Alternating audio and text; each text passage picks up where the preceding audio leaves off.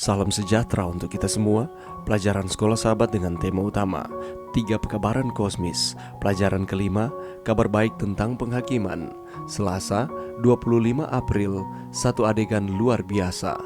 Kitab Nubuat Daniel dan Wahyu adalah dua kitab sejajar yang menunjukkan kepada kita peristiwa-peristiwa yang sedang berlangsung pada hari-hari terakhir sejarah bumi. Kitab Wahyu mengumumkan bahwa saat penghakiman Allah telah tiba. Kitab Daniel mengungkapkan kapan penghakiman dimulai. Dalam Daniel 7, Tuhan mengungkapkan sejarah dunia kepada Nabi.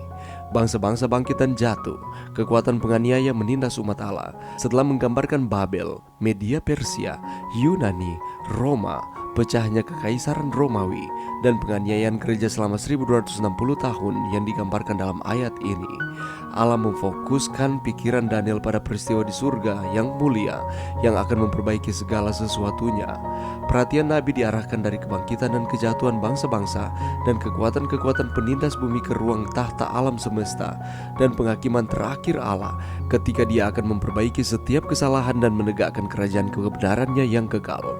Tuhan membawa Daniel dalam penglihatan kenabian dari kekacauan dan konflik bumi pada kemuliaan tempat kudus surga, dan majelis pengadilan alam semesta akan duduk, di mana Kristus, penguasa yang seatas dunia ini, akan menerima dari Bapaknya kerajaan yang menjadi haknya. Bacalah Daniel 7 ayat 9, 10, 13 dan jelaskan apa yang Daniel lihat pada ayat tersebut. Juga apakah hasil akhir dari pengadilan ini? Lihat Daniel 7 ayat 14, 26 dan 27. Nasib seluruh umat manusia diputuskan di ruang pengadilan surga. Hak menang, kebenaran menang, keadilan memerintah. Ini adalah salah satu pemandangan yang paling menakjubkan, paling luar biasa, paling spektakuler di seluruh kitab suci.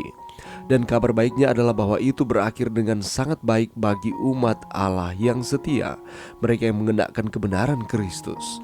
Yesus mendekati Bapa surgawinya di hadapan seluruh alam semesta. Makhluk surgawi berkumpul di sekitar tahta Allah.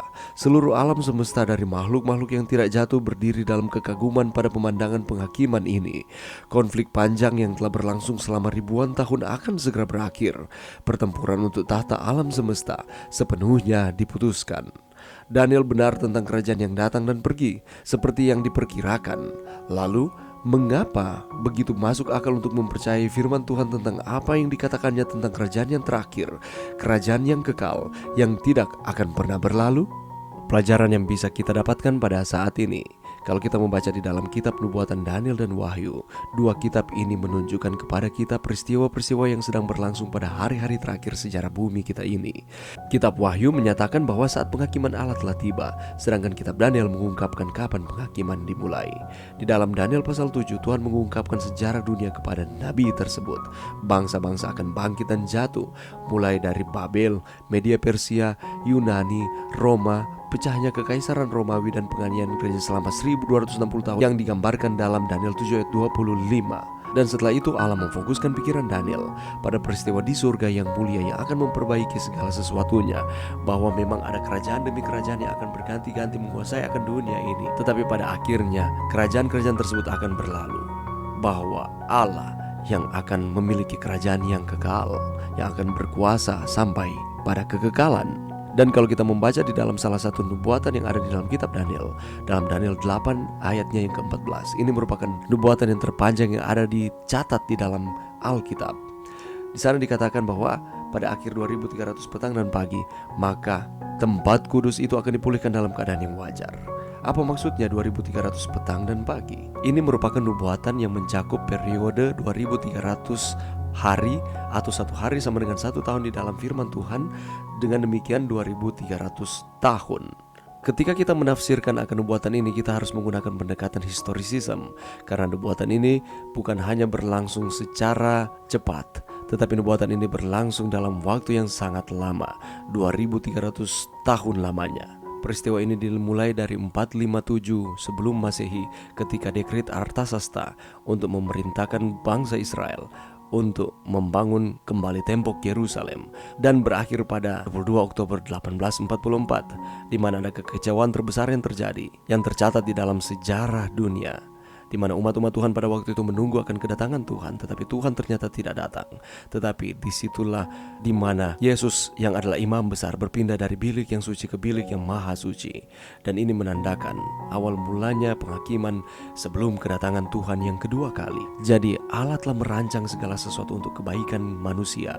Dia memberikan kitab Daniel dan Wahyu kepada kita untuk kita mempelajarinya, supaya kita dapat mengetahui tanda-tanda yang sementara terjadi dan yang akan terjadi menjelang kedatangan Tuhan sampai Yesus datang kembali.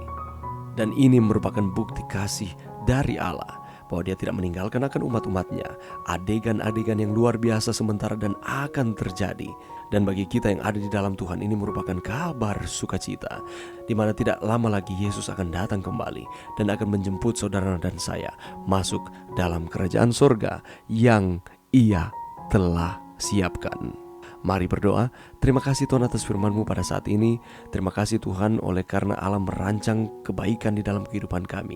Memang kami masih berada di dalam dunia yang penuh dengan dosa ini, tetapi ketika kami ada di dalam Tuhan, Tuhan menjanjikan kebebasan di dalam Tuhan. Dan ketika Tuhan datang, kami akan dijemput masuk dalam kerajaan surga. Terima kasih Tuhan, ini doa kami di dalam nama Yesus. Amin.